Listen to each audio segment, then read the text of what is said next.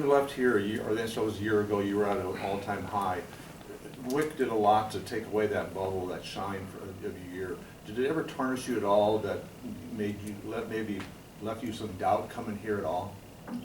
No, it definitely didn't play any such role as that. But those are the matches you live for during the season. I think it's kind of a learning curve that a lot of people should take in, and you see time and time again that NCAAs, everyone comes in 0-0. You have upsets like crazy, as we all saw this weekend, and you got guys like Rich Lovett, 10 seed in the finals, and Chad Red always does a terrific job at NCAAs no matter what happens in season. So I think those guys are staple examples of why you shouldn't get too bent over what happens in season and rather just come into NCAAs 0-0 every time.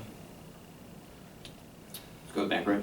Shane, you seem throughout your career to have that clutch gene. You made 4 state finals. You've been now to the NCAA championship game match twice. It doesn't matter whether you've taken some losses or had some injuries. What is it about coming to the end of the year where you seem to peak at the right time?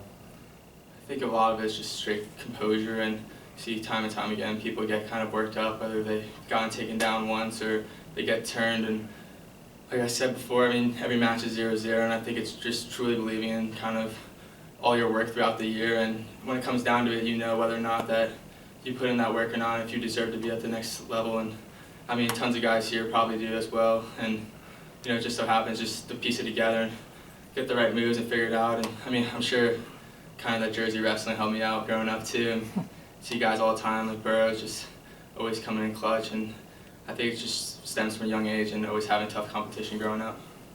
Let's go here. No, we'll go back. I remember getting an interview, you and Coach Bell last year together, and talking about how basically you not only saved Stanford wrestling, but a bunch of other sports. And I thought about that later, and I wondered, did that in some way be more pressure? Like you're going through this thing, you're the face of Stanford sort of non-revenue sports, and an extra burden. Were you able to, did you feel more free this year that once that started, like now I can just go back to being a wrestler and not being the face of a whole movement? I never really think about pressure too much, and I think that's one of the beauty things in wrestling. Also, shout out Coach Bell, mentioned him earlier. Always gotta give him a shout out. But yeah, I don't like to think about pressure like that, and Stanford has an environment where we win national titles every season, and women's basketball is on the road right now. Our gymnast team's doing terrific, and I think it's surrounding yourself with people like that. That's why Stanford's a great environment, because they produce winners, and you get to meet so many extraordinary people that kind of push you to be the best version of yourself. You went from the plain black singlet to the intramural championship. Yeah. That's nice. Shout out my intramural football team. Let's go, Mike, then we'll go back to Mark. But Shane, were you comfortable with the montage, you're the man who saved Stanford wrestling? And then with the new coaching change, how much did Rob help you?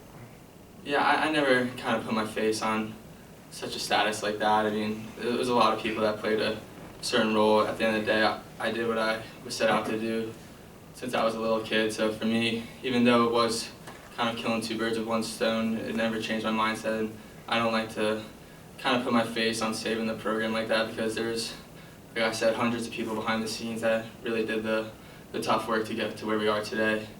And Rob Cole's The impact of Cole. Cole's just a great guy. He's brought in tremendous recruits. He knows what he's doing, obviously. He built Cornell from practically nothing to top 5 team every year. He's a tremendous coach, obviously, great recruiter, and for me personally too, he's a fun guy to be around and keeps it lighthearted, and that's the kind of energy I like to have when I practice or compete. Let's go back to Mark. You got a match tomorrow night with Keegan O'Toole. Have you ever wrestled Keegan? No, it's funny. It's been one of those matches that's kind of been talked about for forever now, and I tore my meniscus earlier in the year, and I wasn't able to go scuffle at all. So I knew that was one kind of time frame that people are looking forward to us wrestling. But no, I'm looking forward to it. He's a great guy, and there's just been, I guess, a lot of hype behind the match too. And at the end of the day, it's just a wrestling match, and I know he's probably just as excited as I am. And it's why you do it, to wrestle the best guys and see where you're at. And at the end of the day, it's all fun, and I'll go shake his hand, talk to him, and have a good time. And nothing's personal, but I know I'm going out there to win, and he's probably doing the same. Anything else for Shane? Thanks for joining us. Best of luck tomorrow. Congrats. Thanks, Shane. Shout out Dave Bell. Shout out Dave.